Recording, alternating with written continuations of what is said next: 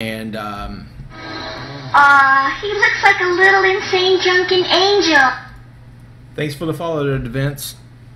So, first thing we're going to start out with is just a circle, and I'm going to make a copy out of this right here, and because we're going to come back and use that later on in the stream. And but we're going to start out with a circle. I'm going to paste this, bring it up into the air. And then basically on all four corners here, and if you notice, this thing is 6 voxels wide by 6 voxels wide. And it being an even number, we can't put one dead in the center. So we're going to be going with 2. And let me change my material so you can actually see long term what we're doing and all the different changes. So I'm going to put 2 voxels on each one of the opposing faces like this. And if you're not sure which side we're putting this on, you can look at your compass here and you can see I've got one on north, south, east, and west. So that's kind of how we're going to start this, and I'm going to make this too thick on each one of these faces. And this will kind of lead us into the next thing we have to do to make this into an actual cog that we can actually use. Or gear. So the next thing I'm going to do is I'm going to come over here, and I've already set up two 2x2 blocks that basically will allow me to make a 45-degree angle between the two pieces. And this is a 2x2, so I'm going to click here with my line tool. I'm going to go up here and I'm going to do the same thing. So I can have a 45-degree angle slope. Don't worry about this bottom and how it's not wanting to meet up. That's really not too much of an issue. I'm going to go over to my paint tool, and I want to paint this right quick because so you can actually see how this this 45-degree angle is shaping. He looks like a little insane drunken angel.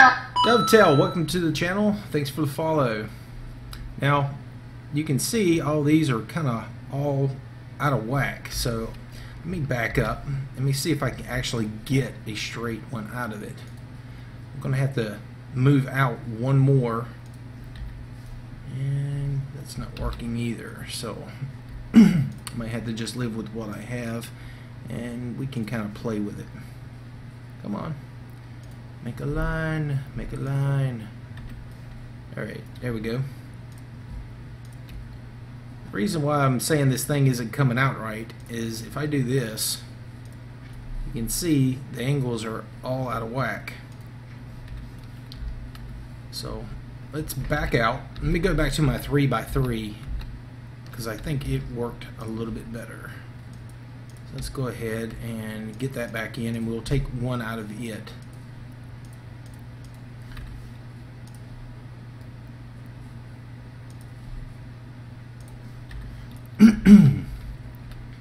Okay, so there we go. We're back to a 3x3. Let me go back down to my obsidian so I can paint it, and we're gonna paint these angles, and we're gonna try to get as close to a 45 as possible, which this top one is looking really good for it. And you can see the different shapes and sizes you get out of this line, but this is the one that I'm going to go for here. I'm going to take my selection tool and grab that one voxel that is as close to a 45 as I can get. We'll come over here. I'm going to paste. So this is the shape that I have, but it's not a perfect 45. It kind of comes upwards this way slightly. So it's not exactly perfect. Now if I select it and zoom in, you can see what I'm talking about. It's got like this little bevel on the very bottom of it. That is not a problem. The face that we're actually interested in is this one here, and how it reacts to other voxels when you put them next to this 45-degree angle. If I take my add tool, I come to this back side and I place one. Now let me change materials right quick, and that way I can separate the different ones here. I'm going to come into this bottom one and I'm going to click. This gets it pretty darn close to the 45-degree angle that I'm kind of after. It still has like a little bow at the very top, but the more you kind of play with it, the more you can actually get a really good one. You may have to remake these this angle a little bit differently or something like that to get it close, but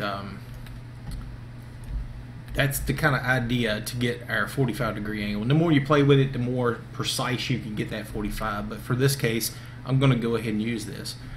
But after you've done this, you can literally come in and delete out those two sections. And then we're going to select this. You can do a Control-C to copy. And I'm going to come over here.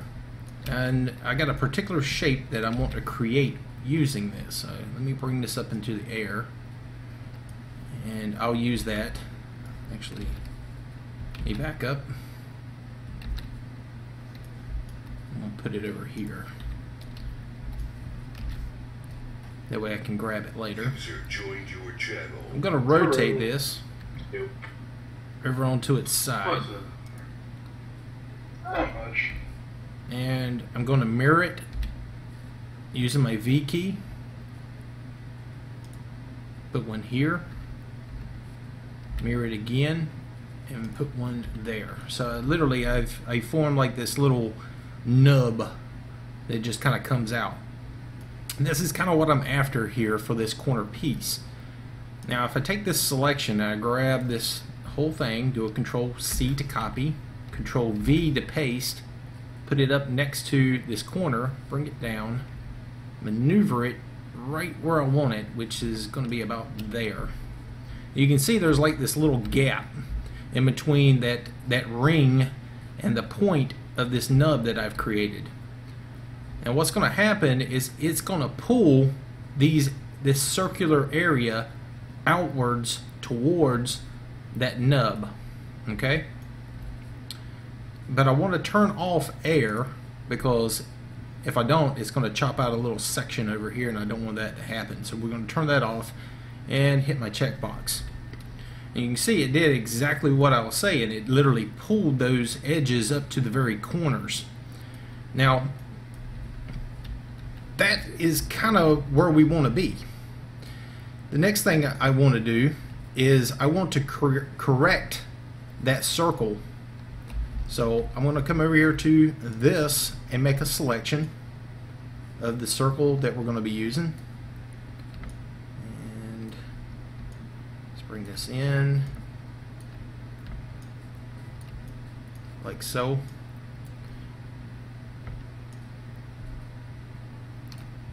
Do a Control-C to copy, Control-V to paste. I'm going to put this in here, put it right on top. Hit my tab key so I can cycle through my directional arrows. I want to bring it down into that same space, and I'm going to hold shift and click. Make sure your paste with air is off and click it. And you can see what it's done is it manipulated those corners of my nub and pulled it in so that I could retain that curvature on my gear. It does a little bit of deformation on this inside little section right here. Kind of pulls it in just a little bit, but it'll be okay, because what I'm going to be doing next is filling that gap up. And if you notice, this here is wider than this is here, and I'm going to show you how to correct that as well. I need to go get a putty voxel right quick, so I need to basically jump off my claim and go down here and make me a putty voxel right quick. So give me a moment. And if you're not sure how to make a putty voxel, it's all good. And of course I can't grab there, so I'm going to make a selection underneath the ground here. Push it off to the side in the corner here so I make sure that I'm under the dirt here. Let's push this all the way into the corner, and I'm going to take my heel tool and heel it underneath the ground here to put it back to factory defaults. I'm Going to take my selection tool, grab and pull around to the top of it like so, push it down, and I'm going to paint that space with my material. Take my selection tool, grab the face, push it in, Control C to copy, and I'm going to copy that voxel that's been healed on the inside of this block. That is a putty voxel. So if you give me a moment, I'm going to get back up to the top of my claim so I can actually use it. And of course I'm probably going to end up falling through the earth quite a few times until I get up there, because just the placement of it is probably bad, just because of my little work area. So bear with me a moment.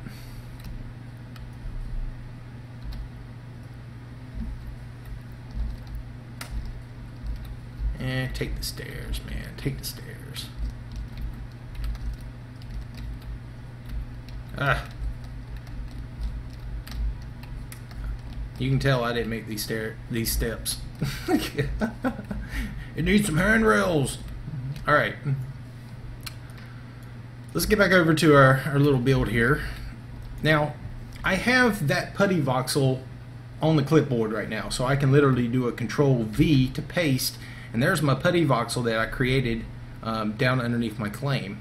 I'm going to take this and I'm going to drop it down into that space right there in that opening of the fork that has been created right here between the circle and this little area. Make sure that you paste what air is off and click check, and you can see that putty voxel molded to the shape that was there instead of deforming it around it. And this gives me that clean curvature that I'm looking for right here. So that has pretty much fixed my little spoke area. But as I was saying earlier, this is wider than this. So how do we fix that? Well, that kind of comes over to my next little piece of the tutorial, is we have to create an anti-voxel, and we need to manipulate that anti-voxel into what we're wanting to use. And the first thing I've done is I went ahead and made this box. It's a 5 by 5 by 5, and I'm going to bring this down, bring this up, push in the sides 2 and 2 there, so literally you can kind of see through this thing like so. And I'm going to hit the delete key. That's going to give me a hole. I'm going to take my selection one more time, grab it here, drag it all the way around, hold my shift key, drag it out to the side here. I'm going to fill that space solid like this, and I'm going to grab this one more time. I want to change this material to the white so you can actually see what I am doing with this. Let's grab that selection tool. I'll grab here, drag it around, select the whole thing, and I'm going to take my smooth tool and I want to look down this center so that I can actually see how big of a size this opening is. And you can see as I'm hitting the smooth tool, it decreases in size. And 2 to 3 hits has got me to this point, and that's about the size that I'm looking for. Now, let's go to my selection tool, and I'm going to push this front face in twice, the back side in twice, so that I have that center sliver. Do a Control C to copy, Control V to paste, and I'm going to paste this on the front side and the back side of that solid piece that I had earlier. This forces that piece in the center to conform to the 2 that I pasted on either side. You can see that center piece isn't sharp on the edges anymore. It's literally rounded, just like my piece from over here. But the only thing that I'm interested in is this center point. It's literally compressed that center voxel, which should reside, right there. It has compressed it on all sides, all the way around, to just this size here. If I do a Control C to copy just that one center voxel, as you can see that is selected, and I bring it out here, and I'm going to paste this, and you can already see that the size of it is pretty tiny. So there it is. That is our anti-voxel. I'm going to come over here and do a Control V, and I'm going to paste another one just like it right beside it.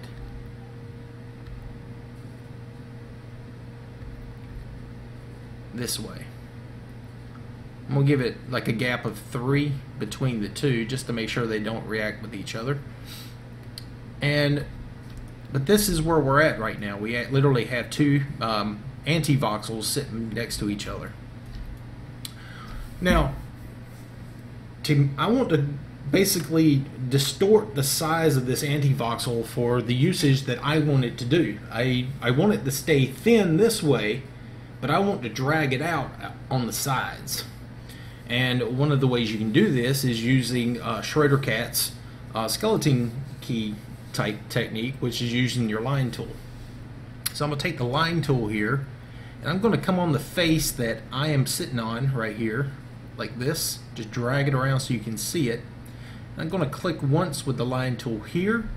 I'm going to drag it over to the one on the other side, and I'm going to click it. Now I want you to pay close attention to the voxel and how it reacts to this line tool.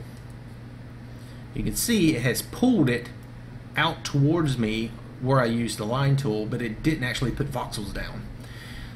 And I'm going to do this a few times just to make sure that it is flat. You can see every time I'm using it, it brings it a little bit closer to the outside face of that voxel. And by doing it a few times, you can get it really, really close. And I want to do this on both sides. And this is going to drag that voxel widthwise the way I want it. But it's going to still retain that thickness that we had of that anti-voxel. Now, with that done, we now have a small little anti-voxel that is, you know, the diameter the way we had it of a standard voxel. Now, if I take it and I select it, you can see the shape of it. It's literally got air on the top and the bottom face. This is what I'm after. I'm going to do a Control C to copy, and let's go over to our gear, and I'm going to paste it on its side. I'm going to have to rotate this. Tilde and tab to kind of get me where I need to be on this. I'm going to put it right in the place of the side voxel right here. I'm not sure you can see that, but I'm going to replace this voxel.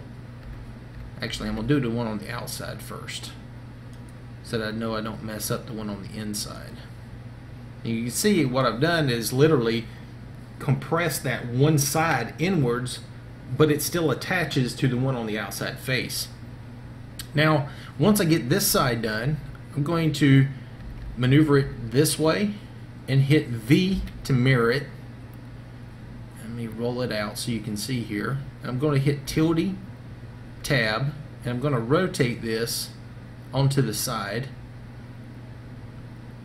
Tilde, and then I'm going to push it into the opposing face over here and do the same thing and replace it, which gives me a pretty flat face, and it's literally compressing the center one in so that it's a lot more like this one. And depending on the anti-voxel you use, you can kind of control how thick this the north, south, east, west little setup is. You can kind of control it just a little bit, if none at all, okay? But it does give you a little bit of play and kind of makes it look a little bit more real. Now, with this right here, let me go ahead and take my paint tool, and I'm going to turn this into our iron color. So, go to Forge, and I'm going to paint this so you can actually see the pieces that I put in. You can kind of see the two sections that I've placed. Let's go ahead and paint the rest of it. And I'm just going to paint the ones that I'm going to be using to create the rest of the gear. And that's pretty much the selected area that I'm going to be taking.